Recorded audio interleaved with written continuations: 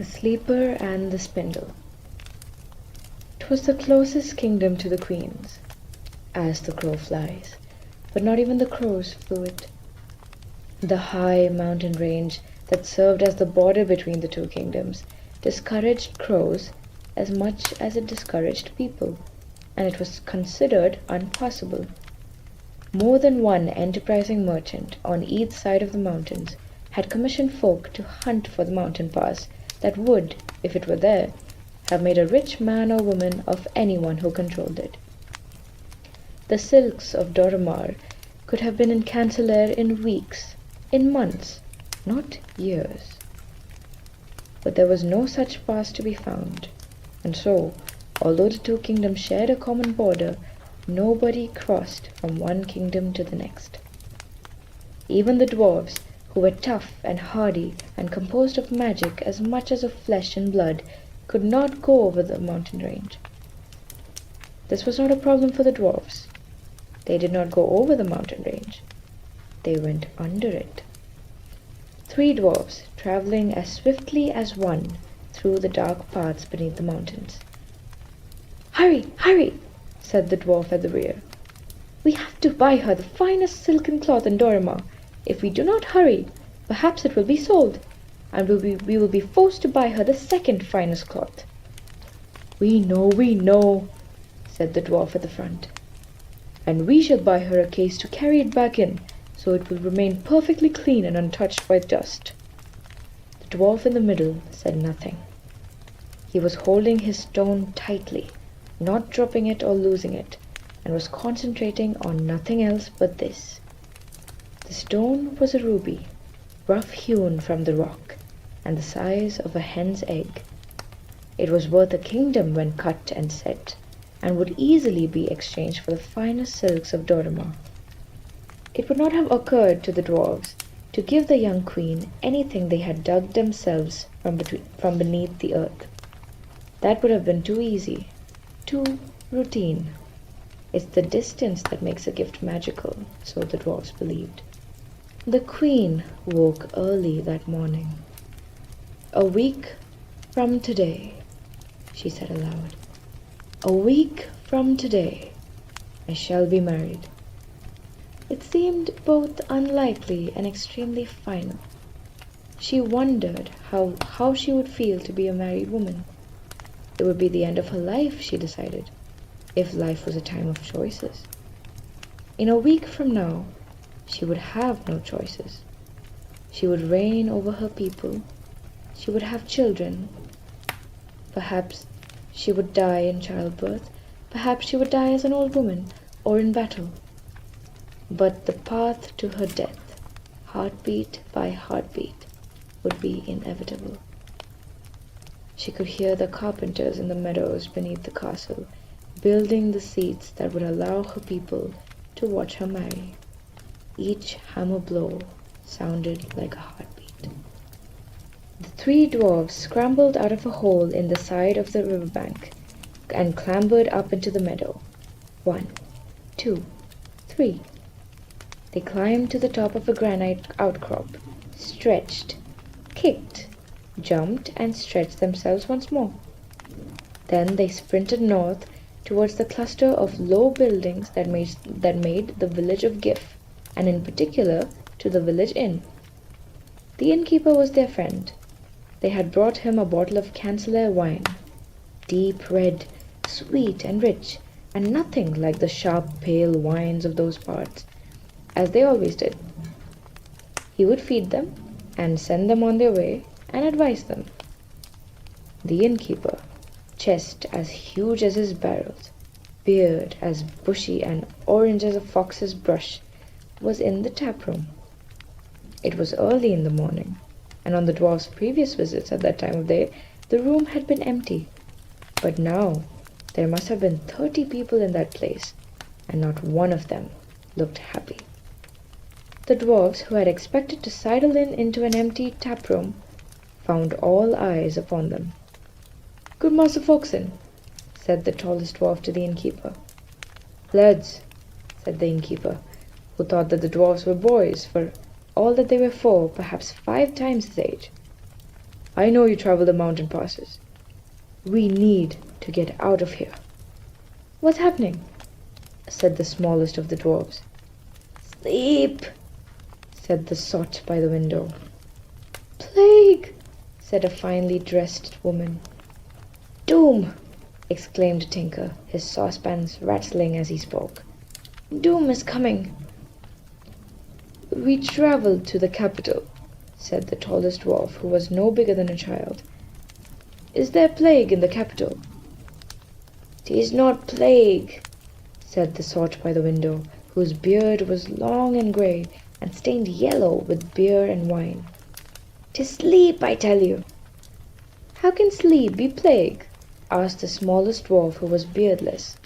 "A witch," said the sot. "A bad fairy," corrected a fat-faced man. "She was an enchantress, as I heard it," interposed the pot girl. "Whatever she was," said the sot, "she was not invited to a birthing celebration." "That's all tosh," said the tinker. "She would have cursed the princess whether she'd been invited to the naming day party or not. She was one of those forest witches, driven to the margins 1,000 years ago, and a bad lot. She cursed the babe at birth, and such that when the girl was 18, she would prick her finger and sleep forever." The fat-faced man wiped his forehead. He was sweating, although it was not warm. "As I heard it, she was going to die, but another fairy, a good one this time, commuted her magical death sentence to one of sleep. Magical sleep," he added. "So," said the sot, "she pricked her finger on something or the other, and she fell asleep.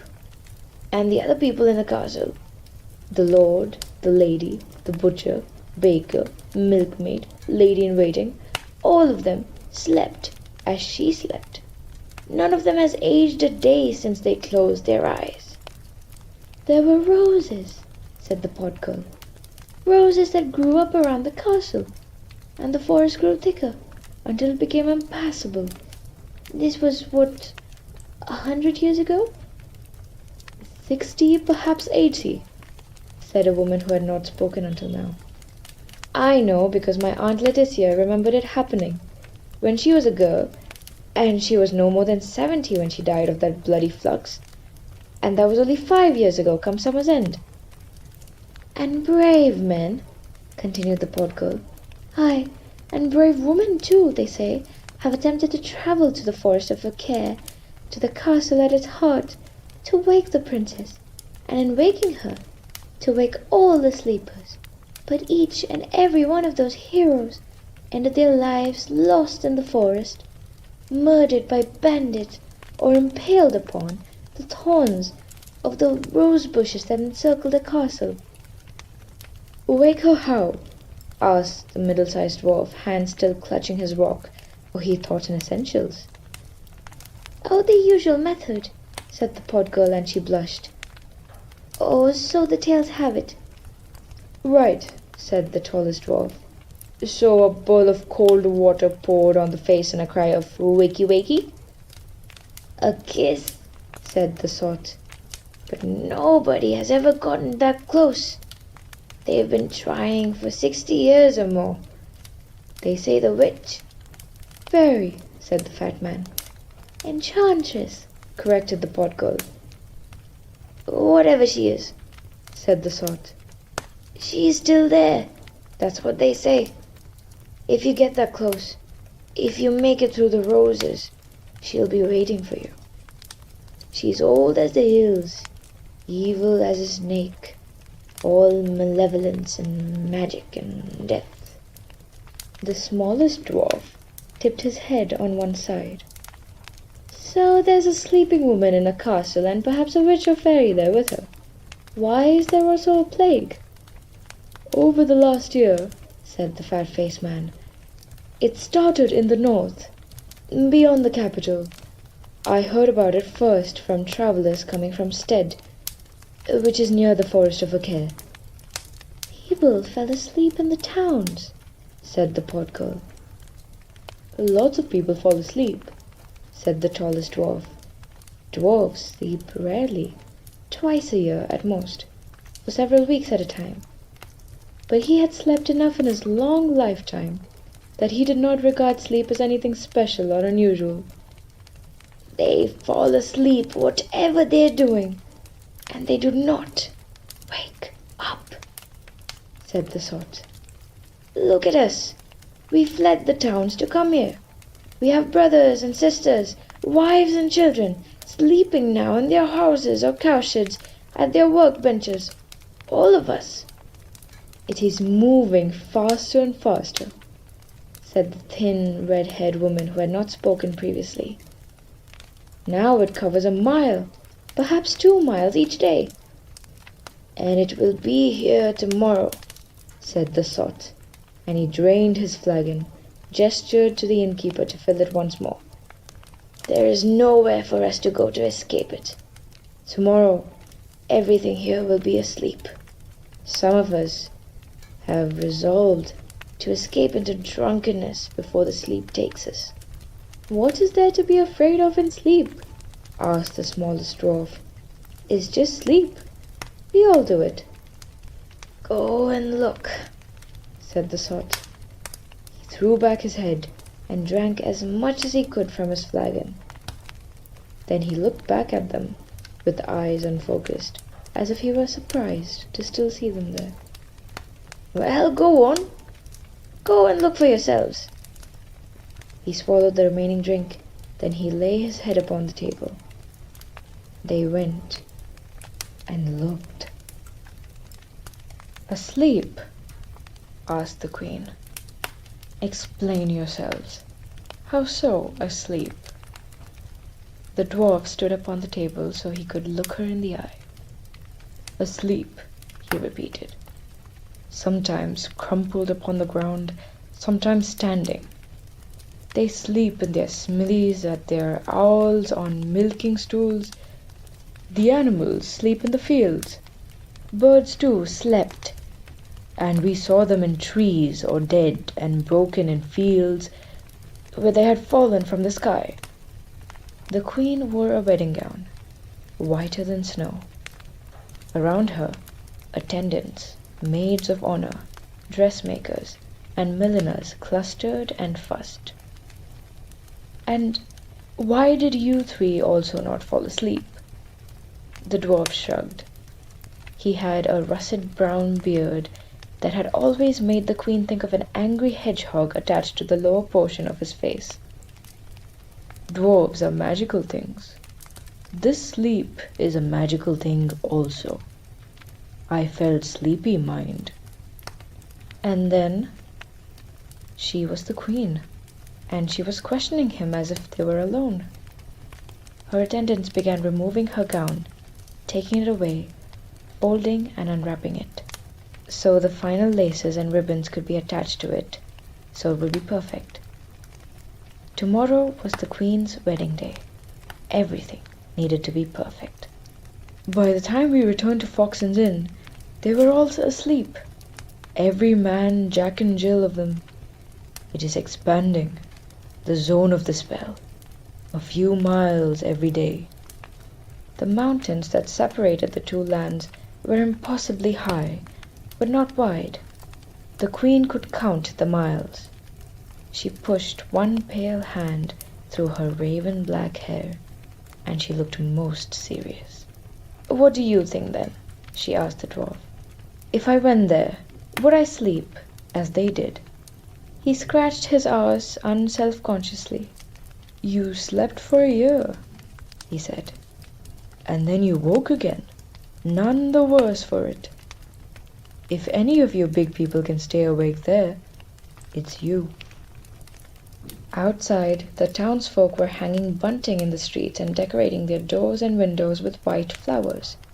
Silverware had been polished, and protesting children had been forced into tubs of lukewarm water. The oldest child got the first dunk and the hottest water, and scrubbed with rough flannels until their faces were raw and red. They were then ducked under the water, and the backs of their ears were washed as well. "I am afraid," said the queen, "that there will be no wedding tomorrow."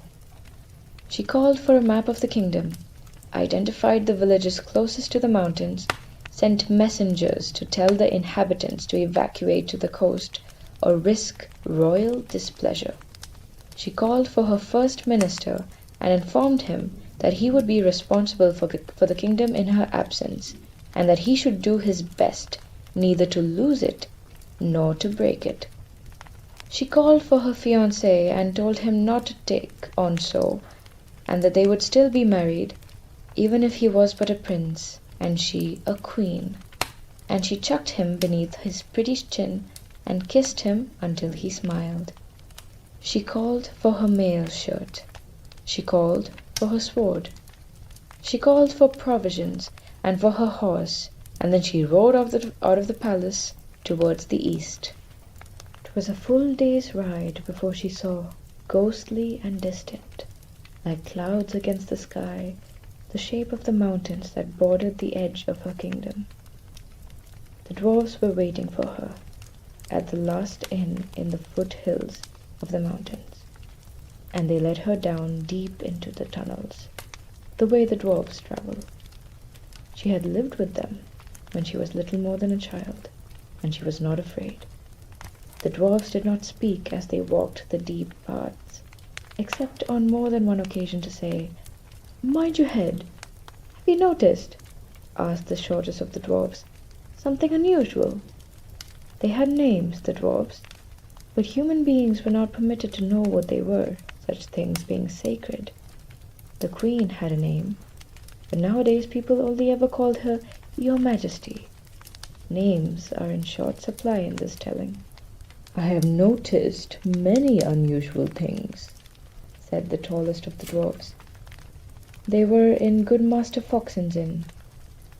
"Have you noticed that even amongst all the sleepers, there is something that does not sleep?" "I have not," said the second tallest, scratching his beard, "for each of them is just as we left him or her, head down, drowsing, scarcely breathing enough to disturb the cobwebs that now festoon them." "The cobweb spinners do not sleep," said the tallest dwarf. It was the truth.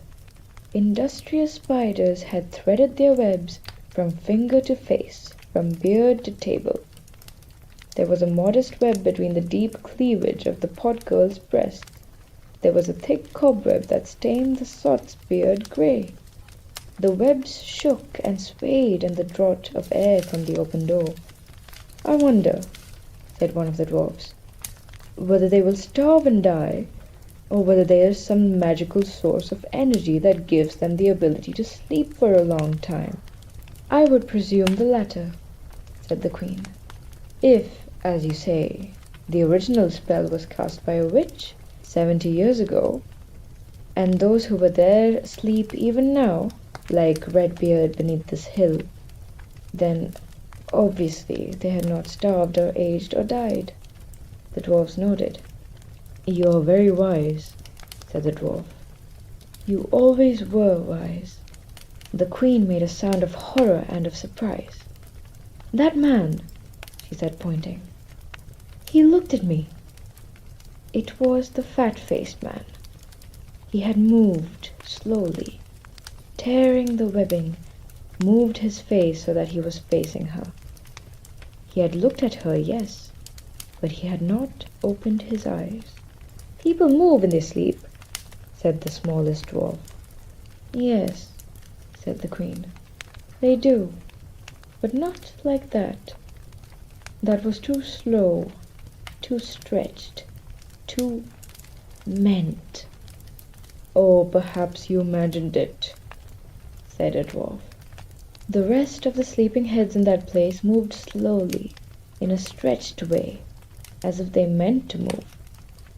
Now each of them was facing the queen. "You did not imagine it," said the same dwarf. He was the one with the red-brown beard. "But they were only looking at you with their eyes closed. That is not a bad thing." The lips of the sleepers moved in unison. No voice, only the whisper of breath through sleeping lips. "Did they just say what I thought they said?" asked the shortest dwarf. They said, "Mamma, it is my birthday," said the queen, and she shivered. They rode no horses. The horses they passed all slept, standing in fields, and could not be woken. The queen walked fast. The dwarfs walked twice as fast as she did in order to keep up. The queen found herself yawning. "Bend over towards me," said the tallest dwarf. She did so. The dwarf slapped her around her face. "Best to stay awake," he said cheerfully. "I only yawned," said the queen. "How long do you think to the castle?" asked the smallest dwarf. "If I remember my tales and my maps correctly," said the queen, "the forest of Acre is about 70 miles from here. 3 days' march." And then she said, "I will need to sleep tonight. I cannot walk for another 3 days." "Sleep then," said the dwarfs. "We will wake you at sunrise." She went to sleep that night in a hayrick in a meadow, with the dwarfs around her, wondering if she would ever wake to see another morning. The castle in the forest of Acre was a grey, blocky thing, all grown over with climbing roses. They tumbled down into the moat and grew almost as high as the tallest tower. Each year the roses grew out further. Close to the stone of the castle there were only dead, brown stems and creepers, with old thorns sharp as knives. 15 feet away the plants were green, and the blossoming roses grew thickly. The climbing roses, living and dead, were a brown skeleton, splashed with color that rendered the grey fastness less precise. The trees in the forest of Acre were pressed thickly together, and the forest floor was dark. A century before, it had been a forest only in name. It had been hunting lands, a royal park, home to deer and wild boar and birds beyond counting. Now the forest was a dense tangle, and the old paths through it were overgrown and forgotten. The fair-haired girl in the high tower slept. All the people in the castle slept. Each of them was fast asleep, excepting only one. The woman's hair was grey, streaked with white, and so sparse her scalp showed. She hobbled angrily through the castle, leaning on her stick as if she were driven only by hatred, slamming doors, talking to herself as she walked. "Up the bloomin' stairs and past the bloomin' cook, and what are you cooking now, you great lard ass? Nothing in your pots and pans but dust and more dust, and all you ever do is snore." Into the kitchen garden, neatly tended, the woman picked rampion and rocket. 80 years before, the palace had held 500 chickens. The pigeon coop had been home to hundreds of fat white doves. Rabbits had run white-tailed across the greenery of the grass squared inside the castle walls, while fish had swum in the moat and the pond, carp and trout and perch. There remained only 3 chickens. All the sleeping fish had been netted and carried out of the water. There were no more rabbits, no more doves. She had killed her first horse 60 years back, and eaten as much of it as she could before the flesh went rainbow-colored and the carcass began to stink and crawl with blue flies and maggots. Now she only butchered the larger mammals in midwinter, when nothing rotted, and she could hack and sear frozen chunks of the animal's corpse until the spring thaw.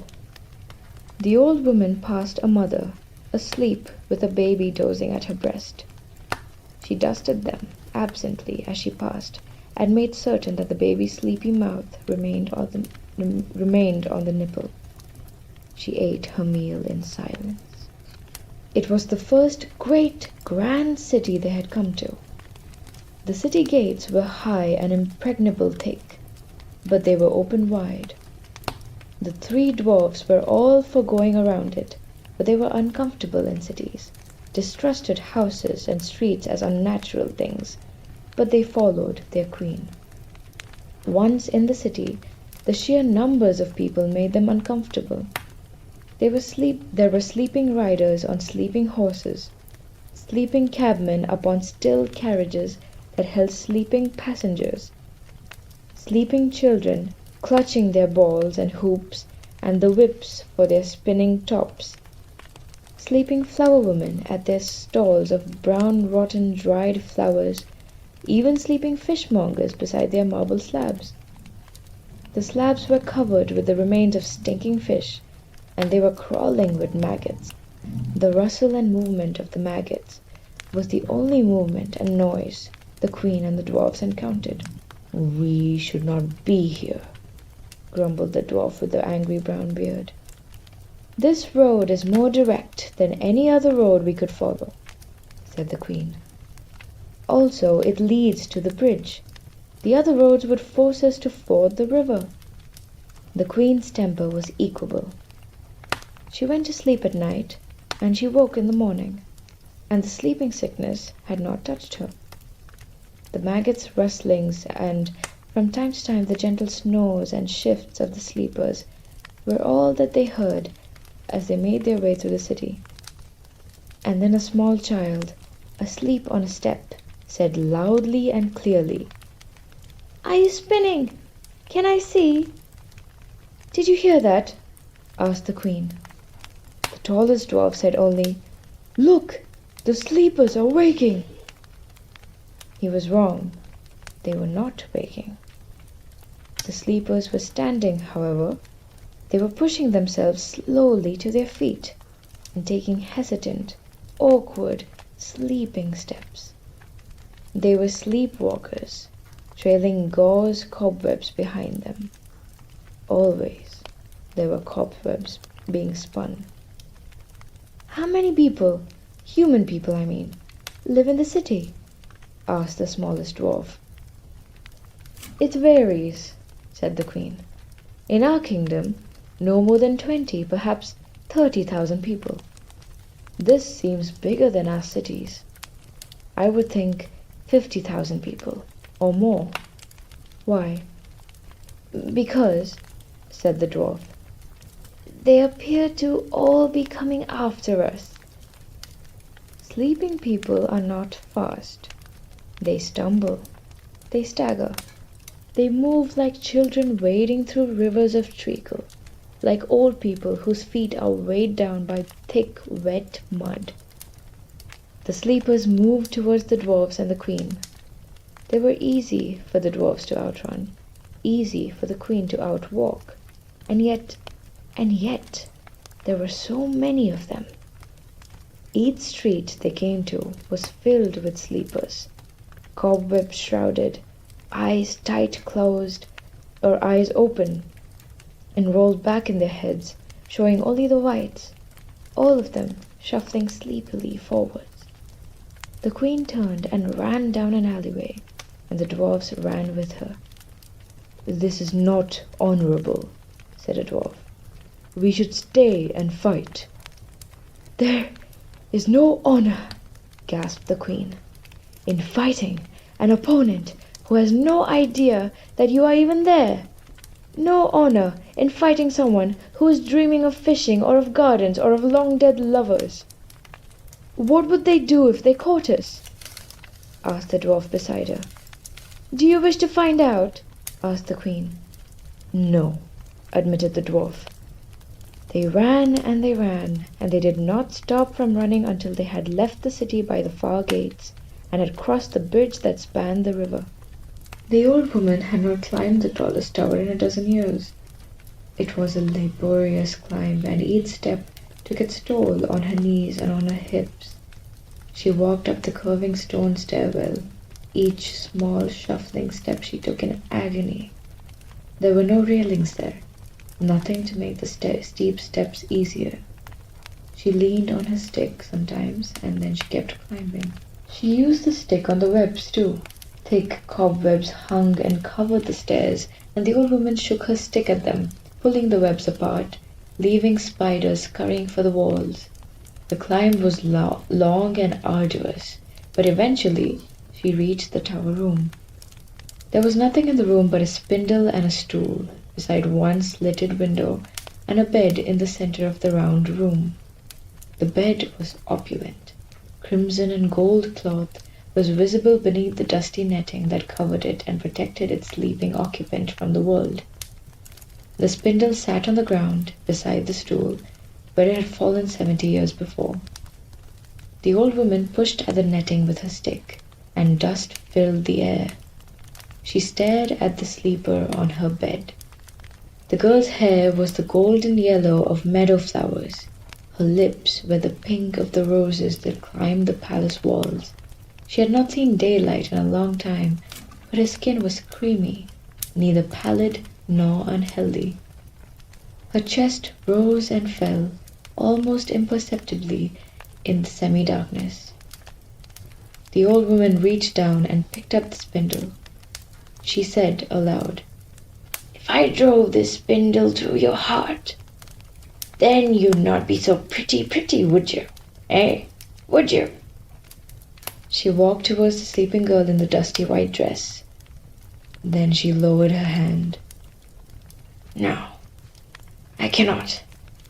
I wish to all the gods I could." All of her senses were fading with age, but she thought she heard voices from the forest. Long ago she had seen them come. The princess and the heroes, watched them perish, impaled upon the thorns of the roses, but it had been a long time since anyone, hero or otherwise, had reached as far as the castle. "Eh," she said aloud, as she said so much aloud, for who was to hear her? "Even if they come, they'll die screaming on the thorns. There's nothing they can do, that anyone can do. Nothing at all." A woodcutter, asleep by the bole of a tree half felled half a century before, and now grown into an arch, opened his mouth as the queen and the dwarfs passed and said, "My! What an unusual naming day present that must have been."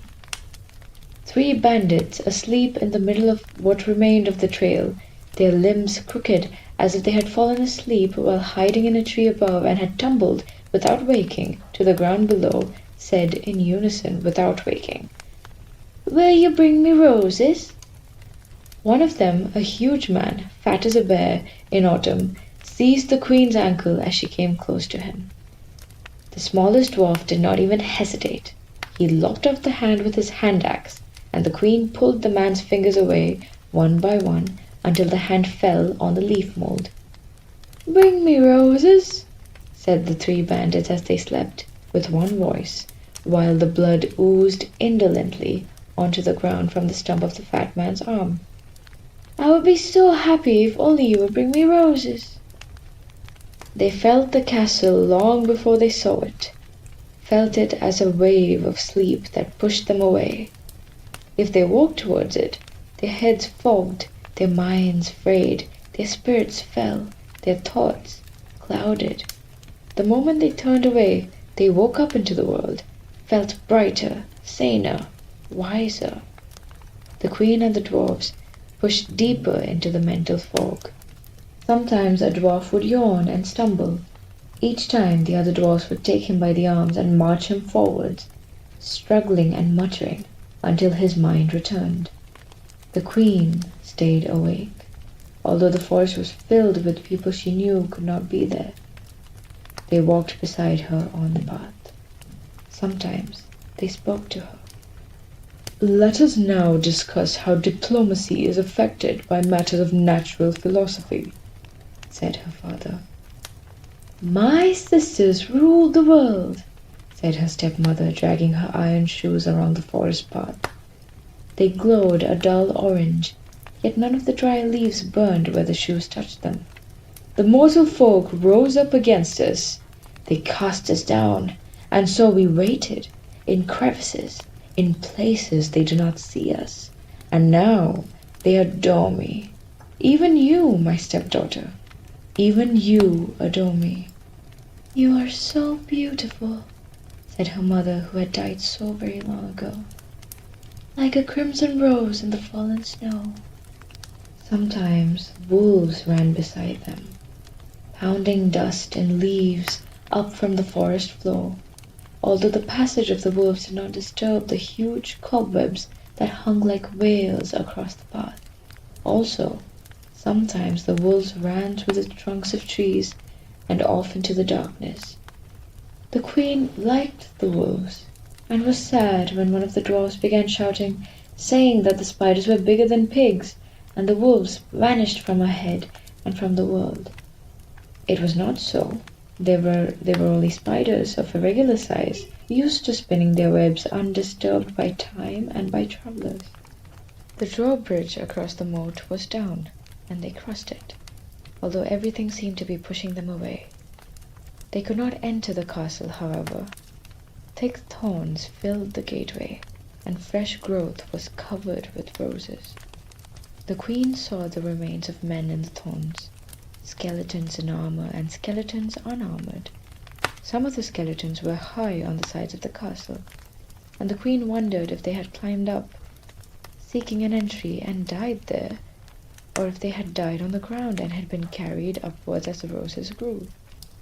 She came to no conclusions. Either way it was possible. And then her world was warm and comfortable, and she became certain that closing her eyes for only a handful of moments would not be harmful. Who would mind? "Help me," croaked the queen. The dwarf with the brown beard pulled a thorn from the rose bush nearest to him and jabbed it hard into the queen's thumb and pulled it out again.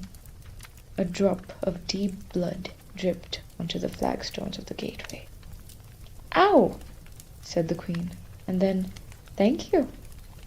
They stared at the thick barrier of thorns, the dwarves and the queen. She reached out and picked a rose from the thorn creeper nearest her and bound it into her hair. "We could tunnel our way in," said the dwarves. "Go under the moat and into the foundations and up. Only take us a couple of days." The queen pondered. Her thumb hurt, and she was pleased her thumb hurt. She said, "This began here 80 or so years ago. It began slowly. It only spread recently.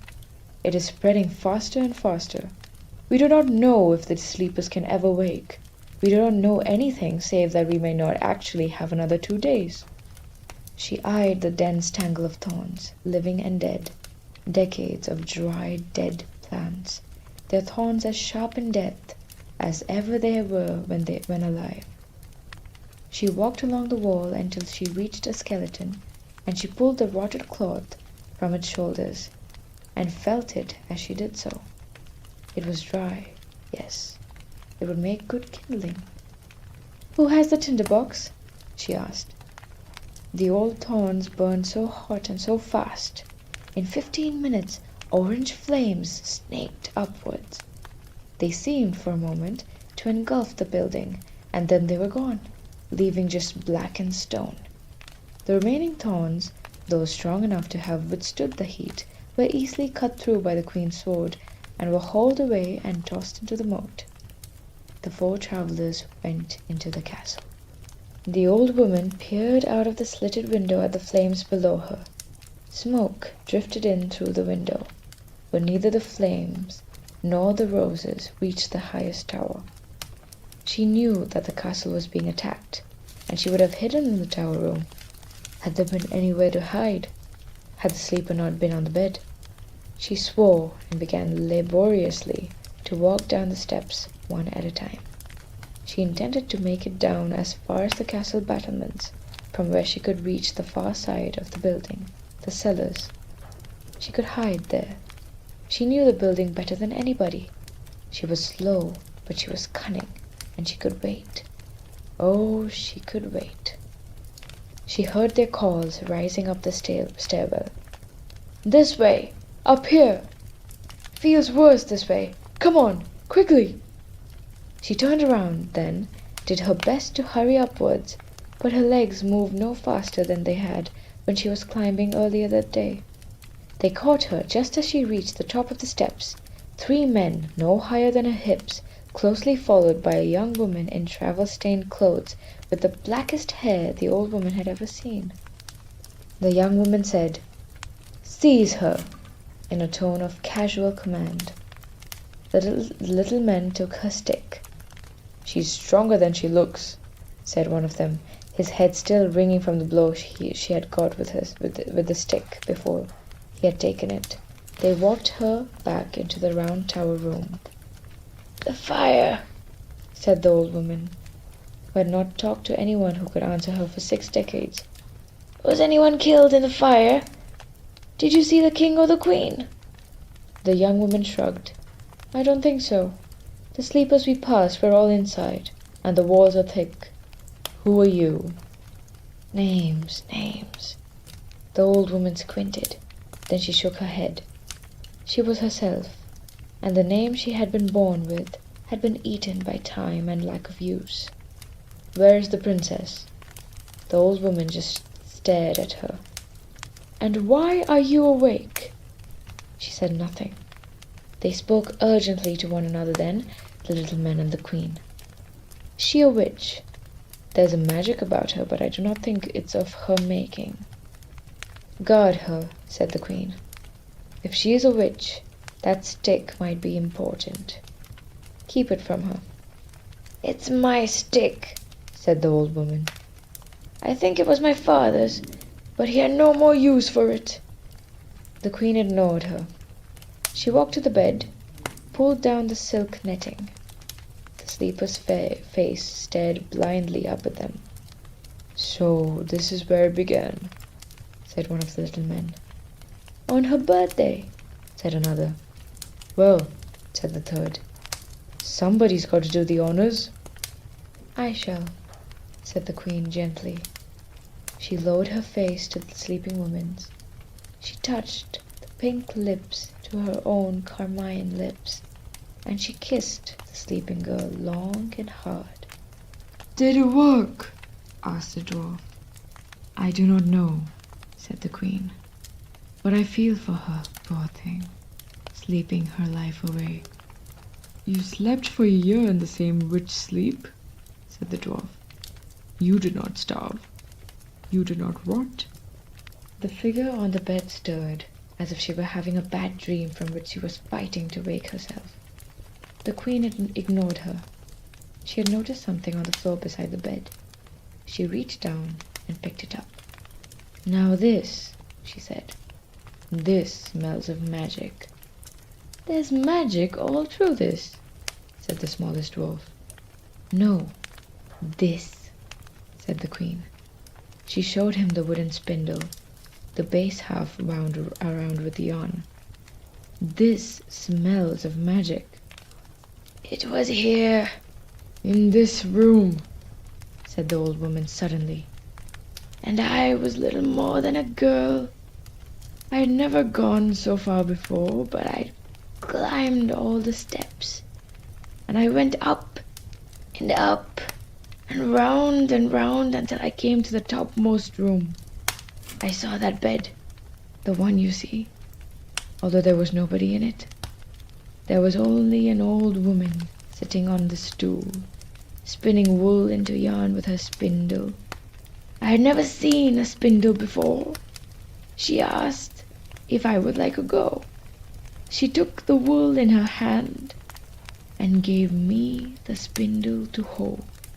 She held my thumb and pressed it against the point of the spindle until blood flowed, and she touched the blood to the thread, and then she said—" Another voice interrupted her. A young voice it was, a girl's voice, but still sleep thickened. "I said, 'Now I take your sleep from you, girl, just as I take from you your ability to harm me in my sleep. For someone who needs to be awake while I sleep. Your family, your friends, your world will sleep too.' And then I lay down on the bed, and I slept, and they slept, and as each of them slept, I stole a little bit of their life, a little of their dreams, and as I slept, I took back my youth and my beauty and my power. I slept, and I grew strong. I undid the ravages of time, and I built myself a world of sleeping slave. She was sitting up in the bed. She looked so beautiful and so very young. The queen looked at the girl and saw what she was searching for, the same look that she had seen in her stepmother's eyes, and she knew what manner of creature this girl was. "We had been led to believe," said the tallest dwarf, "that when you woke, the rest of the world would wake with you." "Why ever would you think that?" asked the golden-haired girl, all childlike and innocent. "Ah, but her eyes were so old. I like them asleep. They are more biddable." She stopped for a moment. Then she grinned. "Even now they come for you. I have called them here." "'Tis a high tower," said the queen, "and sleeping people do not move fast. We still have little time to talk, your darkness." "Who are you? Why would we talk? Why do you know to address me that way?" The girl climbed off the bed and stretched deliciously, pushing each fingertip out before running her fingertips through her golden hair. She smiled, and it was as if the sun shone into that dim room. "The little people will stop where they are now. I do not like them. And you, girl, you will sleep too." "No," said the queen. She hefted the spindle. The yarn wrapped around it was black with age and with time. The dwarfs stopped where they stood, and they swayed and closed their eyes. The queen said, "It's always the same with your kind. You need youth and you need beauty. You used up your own so long ago, and now you find ever more complex ways of obtaining them. And you always want power." They were almost nose to nose now. The fair-haired girl seemed so much younger than the queen. "Why don't you just go to sleep?" asked the girl, and she smiled guilelessly, just as the queen's stepmother had smiled when she wanted something. There was noise on the stairs, far below them. "I slept for a year in a glass coffin," said the queen. "And the woman who put me there was much more powerful and dangerous than you will ever be." "More powerful than I am?" The girl seemed amused. "I have 1,000,000 sleepers under my control. With every moment that I slept, I grew in power, and the circle of dreams grows faster and faster with every passing day. I have my youth, so much youth. I have my beauty. No weapon can harm me. Nobody alive is more powerful than I am." She stopped and stared at the queen. "You are not of our blood," she said, "but you have some of the skill." She smiled, the smile of an innocent girl who has woken on a spring morning. "Ruling the world will not be easy, nor will maintaining order among those of the sisterhood who have survived into this degenerate age. I will need someone to be my eyes and ears, to administer justice, to attend to things when I am otherwise engaged. I will stay at the center of the web. You will not rule with me, but beneath me. But you will still rule, and rule continents, not just a tiny kingdom." She reached out a hand and stroked the queen's pale skin, which in the dim light of that room seemed almost as white as snow. The queen said nothing. "Love me," said the girl.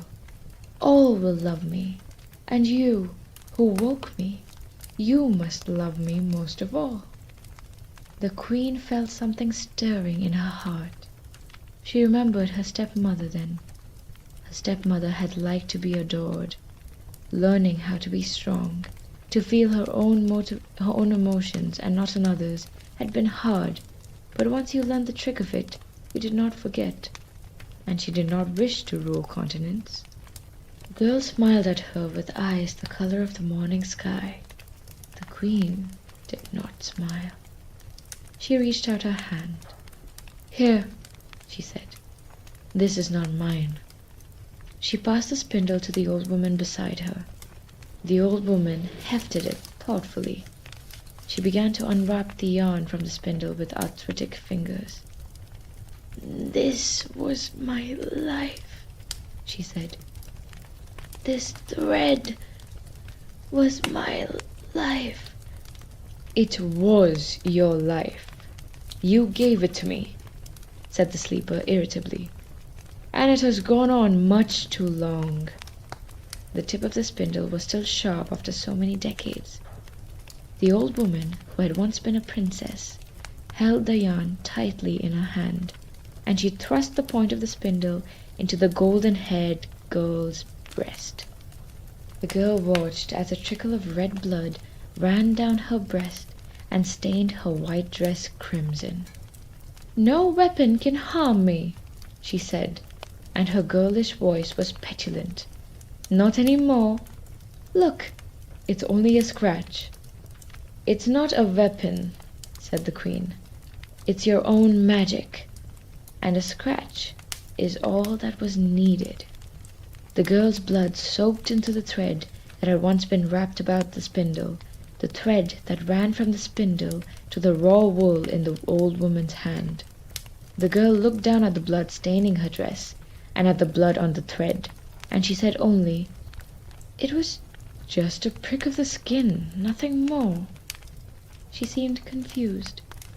The noise on the stairs was getting louder, a slow, irregular shuffling, as if 100 sleepwalkers were coming up a stone spiral staircase with their eyes closed. The room was small, and there was nowhere to hide, and the room's windows were 2 narrow slits in the stones. The old woman, who had not slept in so many decades, said, "You took my dreams. You took my sleep. Now, that's enough of all that." She was a very old woman. Her fingers were gnarled, like the roots of a hawthorn bush. Her nose was long, and her eyelids drooped. But there was a look in her eyes in that moment that was the look of someone young. She swayed, and then she staggered, and she would have fallen to the floor if the queen had not caught her first. The queen carried the old woman to the bed, marveling at how little she weighed, and placed her on the crimson counterpane. The old woman's chest rose and fell. The noise on the stairs was louder now. Then a silence, followed suddenly by a hubbub, as if 100 people were talking at once, surprised and angry and confused.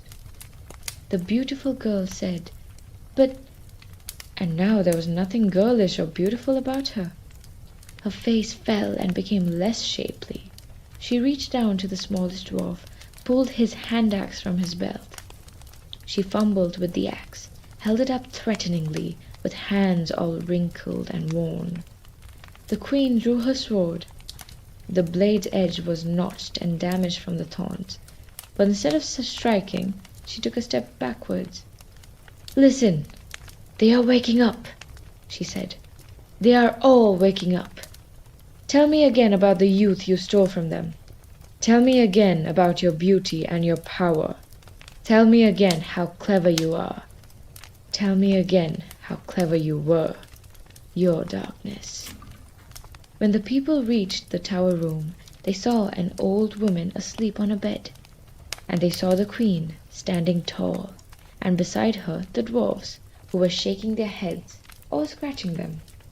They saw something else on the floor also, a tumble of bones, a hank of hair as fine and as white as fresh spun cobwebs, a tracery of grey rags across it, and all over it an oily dust. "Take care of her," said the queen, pointing with the dark wooden spindle at the old woman on the bed. "She saved your lives." She left then with the dwarfs. None of the people in that room or on the steps dared to stop them, or would never understand what had happened. A mile or so from the castle, in a clearing in the forest of Aker, the queen and the dwarfs lit a fire of dry twigs, and in it They burned the thread and the fibre. The smallest dwarf chopped the spindle into fragments of black wood with his axe, and they burned them too. The wood chips gave off a noxious smoke as they burned, which made the queen cough, and the smell of old magic was heavy in the air. Afterwards they buried the charred wooden fragments beneath a rowan tree. By evening they were on the outskirts of the forest, and had reached a cleared track. They could see a village across the hill, and smoke rising from the village chimneys. "So," said the dwarf with the brown beard, "if we head due west, we can be at the mountains by end of the week, and we'll have you back in your palace in Cancellaire within 10 days. "Yes," said the queen. "And your wedding will be late, but it will happen soon after your return, and the people will celebrate, and there will be joy unbounded through the kingdom." "Yes," said the queen. She said nothing, but sat on the moss beneath an oak tree and tasted the stillness, heartbeat by heartbeat. There are choices, she thought, when she had sat long enough. There are always choices. She made one. The queen began to walk, and the dwarfs followed her. "You do know you're heading east, don't you?" said one of the dwarfs. "Oh, yes," said the queen. "Well, that's all right then," said the dwarf. They walked to the east, all 4 of them, away from the sunset and the lands they knew, and into the night. The end.